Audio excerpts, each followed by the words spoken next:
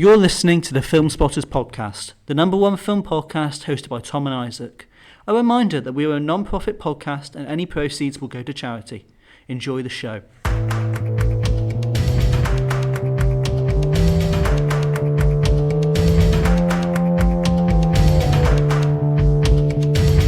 Hello, you lovely people. How are we all today? Very good. I'm joined here, as always, by Tom. But what if someone said that they were having a really, really bad day? You're listening to Filmspotters. When you're listening to Filmspotters, you never have a bad day, Tom. I can personally disagree with this. No, Filmspotters makes your day better. Do you not agree? No. Well, I disagree with you there. Oh, okay. I am, as always, your host, Isaac. We are back with another film review, aren't we? We are indeed. This is a big one. This is like the most anticipated film of the year. Oh, yes. Most anticipated of season 2 of Filmspotters, maybe. No, Mandalorian and Grogu. I am actually looking forward to that. You're in the minority there. I know I am. Anyway, today we are covering... Shut up, man. Shut up.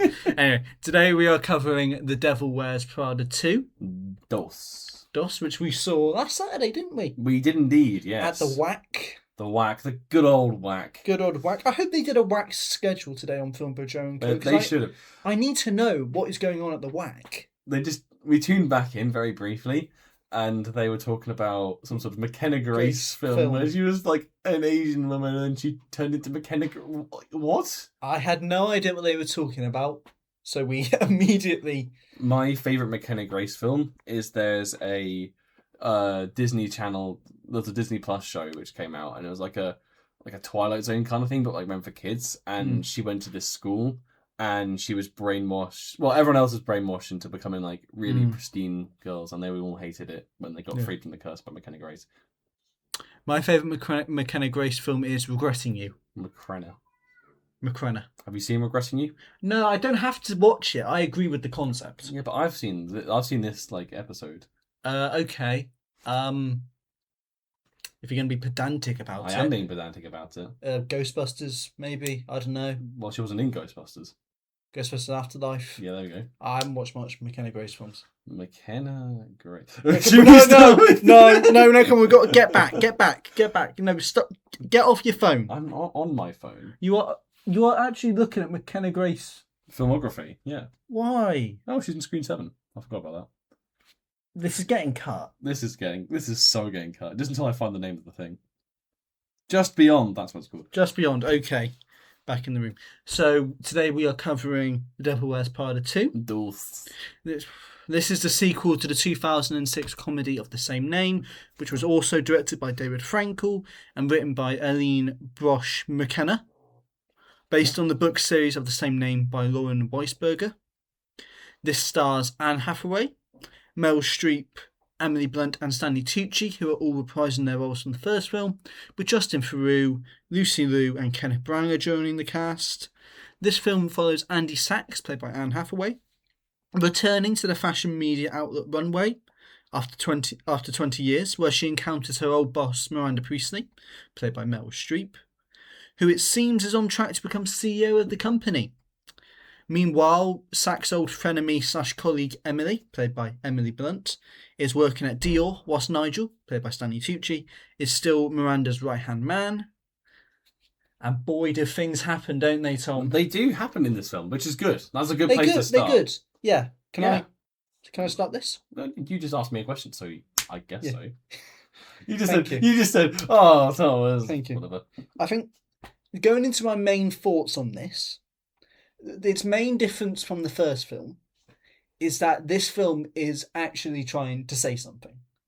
It's trying to talk about the current state of the fashion and, to an extent, media world. Oh, yeah, definitely media world. Especially our focus on short-form digital content. Yeah. And whether or not these kind of outlets can survive in the new age. Do we need to modernise? Do we need a new devil? Or can the devil still wear Prada? I think the devil's going to wear whatever BJ Novak wears. Moving on to him in a second. So, I guess to kind of avoid going into spoilers, Andy Sachs kind of comes back as Runaway has been kind of the victim of this, what was it, smear campaign or something? Yeah, It was something about sweatshops, I remember. Yeah, because like they were inadvertently, how inadvertent it probably wasn't. Yeah. They did this fast fashion thing, and it got leaked to the news, and they were trying to do this whole recovery thing from it to make sure they didn't get too damaged by it. And one of the things they did was bring Andy Sachs back. Yeah. Pretty much. There are also some amazing Miranda Priestley memes that they post to show, oh my god, everyone's hating her. She's getting memed online. I forgot about that. I laugh so hard at all those memes. They're I love so down with kids. Yeah, I love the AI art. Yeah, I love the AI art as well, yeah. Anyway, on the topic of the old cast, I thought that all of them were amazing. Yeah. I think Anne Hathaway was kind of the weaker of the four. She's kind of just doing what Anne Hathaway usually does. She looks very much better in The Odyssey from that little glimpse we saw on Monday. Shut up. But I think Stanley Tucci especially just is not missing a beat. Oh, no, he is impeccable. Stanley Tucci was the best part about the first one. Yeah. I wouldn't say he's the best part about this one. No, somebody else upstaged him. Yeah. But he's still fantastic. Yeah. He knows how to play this role very well. I still cannot get around the fact that he is not actually gay. That he's straight. I still can't get round that. Well, he did that film with Colin Firth where he was gay, Supernova, a couple of years ago. Did he? Mm. He's played a lot of gay characters, hasn't he? Caesar Flickerman. No. Oh, no, Caesar Flickerman, I'd say Caesar Flickerman definitely has some homoerotic That's what I'm saying. connotations. Yeah, that's what I'm saying. I'm saying he is definitely. Yeah. Emily Blunt is also... I thought she was okay. Yeah, she's alright in this. Like, she's alright. You know, she's coming off of her Oscar nomination. Yeah, in Oppenheimer. Yeah, so, can you blame her? Yeah, can you blame her for just wanting to go back and do something simple which she had fun doing? I don't think has she actually been in anything since Oppenheimer? Has she been in a proper film since Oppenheimer? If is a proper film, it had producer Sam. It had producer Sam in it, so it was a proper film. Okay, buddy. Okay. She did a TV series. She did a western. I can't remember if that was definitely after Oppenheimer. Mm. But that was probably filmed before, wouldn't it be? I couldn't know that. Anyway, yeah. Meryl Streep as well is... She's still good. I wouldn't say she's as good as in the first film. I would say she's a good... she doesn't get as many moments to be as particularly devilish. No, she's kind of pushed to the side a lot more. Yeah, even though a lot of the film is still about her. Yeah. Which I think it's interesting. I think, some of the mean things she can say is quite funny. It's very entertaining, like the stuff that she spits out. Not as entertaining as it was in the first, obviously. No. But she's put on more of a leash, and they make a joke about that as well, just because of how times have somewhat changed. Yeah, there's a recurring bit where she's in a boardroom meeting, and she'll keep saying something outdated, and everyone go and stares at her, and she goes, "I can't say that anymore, can I?" Which was no, it's not. It's her assistant Amari who says, You can't say that," and she's like, "Nah, I can do it." Yeah. On the topic of cast, we also have the new cast members. We have Justin Theroux as Emily's boyfriend Benji, who is the best part of this film by far. He is amazing. He's so good at playing such a douchebag of a person. He does the same thing in Beetlejuice. Yeah, he's basically playing the same character. No, he plays He plays a different version of the same type of character. Same type of character, different intentions. Yeah, different intentions. Absolutely. It's when he comes on and you have that. He's obviously had plastic surgery done on his face. I don't know how they got him such a huge forehead in this film. I don't know. It's incredible. Genuinely, this film is one of the best forehead prosthetics I've ever seen. Yeah, we need to know, Justin, how long did it take to get the forehead prosthetic and the nose as well, and the it's just his entire body. So strange. Oh, and he captures his role so perfectly. Yeah, because he's such a dislikable person. He is such an arsehole. Yeah. But at the same time, Emily's kind of the bigger arsehole. Oh, I disagree. Because she's very much using him for money. Oh, I think they're both using each other, let's be honest. What's he getting out of Emily? The company? Yeah, but he's Justin Theroux. He can have anyone he wants. Do you not get in the film? He used to be fat and he got Lucy Liu when he was fat. I got it. But then he lost all his weight and he just looks weird. And he's got Emily Blunt now. So weird. Yeah. We also have Lucy Liu as Benji's ex-wife. Yep. Who makes I don't know couple of why roles. is she starring in this? No, I don't know why she's so highly credited. I think she's an interesting character, potentially. Sort of like not wanting to be bogged down by your husband. 'Cause, Yeah. I mean, I don't know. I mean, it's like BJ Novak has a much larger role than her, and he doesn't get starring credit. It's just because Lucy Lou's Lucy Lou. Lucy Lou. No, you can do special appearance by Lucy Lou. Special appearance by Mike Myers in The Devil Wears Prada 3. No, there was genuinely someone who got a special appearance by Lady Gaga. Special appearance by Lady That was Gaga, it. guys.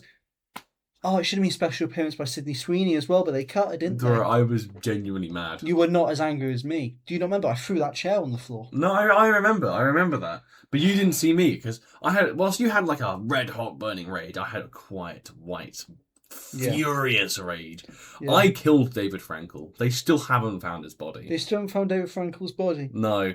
It's because, one, he directed 2 brilliant episodes of Band of Brothers, and then he did bloody Devil Wears Prada. Which is hilarious, because he directed the concentration camp liberation episodes. Jesus Christ. And then he went and did Devil Wears Prada, which is a crazy switch around. Crazy. So that's the first reason I killed him. The second reason is because he cut Sydney Sweeney.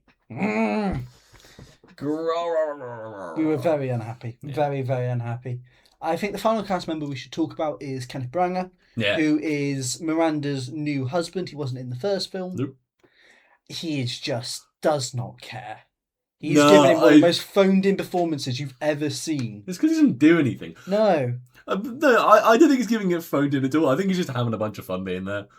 I respect him immensely for this role, honestly. I think it's so much fun. There's a really terrible film, I can't remember what it's called, but it's got Jason Isaacs in it, and every time he's in a scene, he's eating food. That's the kind of role that this is for Kenneth Branagh. He's just at parties and, dressing up nice and stuff. Yeah, just at parties, dressing up. Yeah. You get to be married to Meryl Streep. Exactly. There's no harm in doing this role. It looks so much fun. Yeah. Anyway, would you like to take over? You've done a couple of things already. So yeah.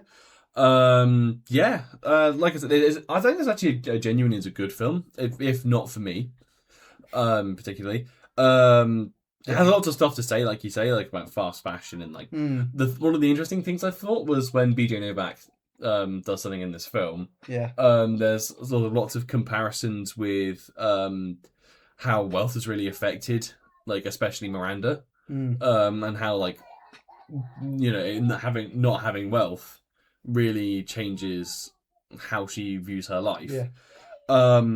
Slight spoiler, but not really. No. On the top, didn't he dap up Miranda at one point? I think he probably did. He's such a sleazebag in this. He's the young. He's Ryan from The Office again. He's Ryan from The Office, but worse. Yeah. Which is crazy because it's Ryan from The Office we're talking about, and he's the just nepo baby son of the CEO. The CEO. Yeah. And he's such a dislikable person. I really find it funny how dislikable some of the people are in this. Oh, everyone in here is just awful except for like Andy and Nigel. No, honestly, I don't even think that Miranda's that bad. No, she's not as bad as the first film. No, because like she has that point where she's talking about how she wants the head role, and she's like she got passed over for it because, well, sexism really. Yeah. And I think that's. It humanizes her in a way. Yeah. Like, I think it's the sort of way that there's a really good scene in the first one where she's talking about her home life, and then right at the end of the sentence when she's finished talking about it, but she's not even finished talking about it. She just gradually just transitions back into talking about work as if it's just like these two lives are blurred together for her. Yeah. I think that's really interesting. I think it's a good way of humanizing her. Yeah. And I think it continues doing this in this one to more of a degree. And I think it's a really interesting way of taking it. And I think, good idea for what they've done in the film, to be honest. Anything else? We need more Caleb Heron. We do need more Caleb Heron. He was so good. We kind of went off a pizza movie Caleb Heron appearance to then immediately into this. Yeah, and he was not in this as much as I hoped. No. He was not going to be in this for much. No, I knew he wasn't. I was hoping for a bit more. Because he wasn't in Pizza Movie that much, but he had a hilarious scene. Yeah, he's hilarious in Pizza Movie. We were watching it, it's like, he's like, I'm going to say it, and then you were like, oh, God, how bad is this going to be? Yeah. And then we watched it, and it was the most I've ever heard you laugh. Yeah. That was good stuff. There's times in this as well where I think the filmmaking really just locks in. Mm. So there's a montage where Andy's sort of just trying to get her articles more spotlight. Yeah. And there's so many whip pans and stuff, shots of her like in libraries and running around the cities and doing all this crazy stuff. And I think it's genuinely really well made. In that specific scene. I think lots of scenes though, it doesn't quite do as good a job, unfortunately. No. Which is a shame, but Yeah. I kind of expect it at this point from like a sequel in 2026. On a slightly more negative side. I'm not going to be quite as negative as I was towards like Michael or anything. Like, this is not a bad film at all. This is just a film which isn't particularly for me, and it's not nearly as bad as the film I'm about to compare this to, because that film's terrible. So this has, I think, a few too many plot lines. This is mostly in regards to the love interest for Andy in this film. I can't remember. The Australian Donnie? Yeah, and Connor from accounts, I think. I don't know. I've got no idea either. That's what I heard on an interview. I've got that reference is just. I think it was a TV show. In any case, it was the Australian architect. The Australian guy who like designed the architect. The indoors. Yeah. I think that could have been trimmed. There's some other bits and pieces as well, like the Lady Gaga bit. I'm gonna be honest, you could have just sung a song. Just sing the song and be done with it. There's just a few things which I think was a bit pointless. I mean, it's not as detrimental as in some films, I don't think. For example, Beetlejuice, which is a terrible film. No, it's not. I love Beetlejuice. I like Beetlejuice. I think Beetlejuice is a really fun time. You have I had a lovely time watching Beetlejuice. But then again, Beetlejuice is one of my favourite films. It's so bad. It is not. It is. If you want the same thing as the first film. It's not the same thing as the first film, though. Well, it kind of is. It's really not.